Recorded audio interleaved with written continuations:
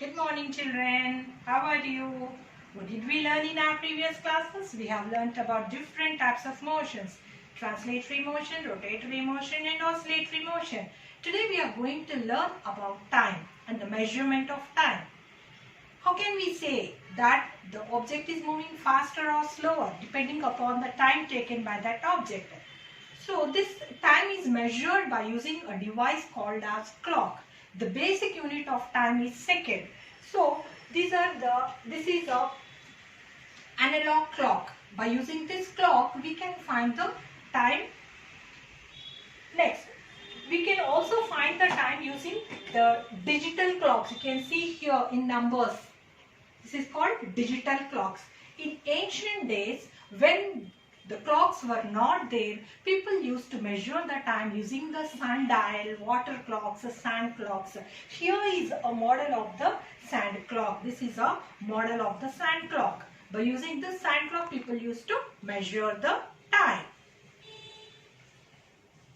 Now, time is measured by clocks in seconds. The basic unit of time is seconds. 60 seconds make a minute, 60 minutes make an hour, and 24 hours make a day. Likewise, 365 days make a year, and 10 years is equal to a decade, 10 decades is equals to 1 century, and 10 centuries is equals to 1 millennium. So, the time is measured. These are the bigger units of time. So here, to our vehicles, speedometer and odometer will be there. It is a device or a gauge which measures the speed of the vehicle at that particular point of time.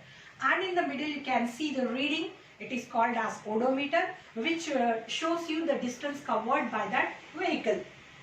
Nowadays, there are stop clocks. Stop clock is a device which is used to measure the time accurately during running races or swimming races, etc. Almost in every phone you can see the option of the stop clock. You can find the accurate measurement between the two events. Stop.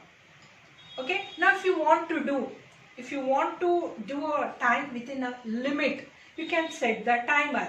So now the timer is set to 15 minutes and countdown starts. Okay. So these are the various options using which you can measure the time, and doctors also use the stop clocks to measure the pulse rate of a patient.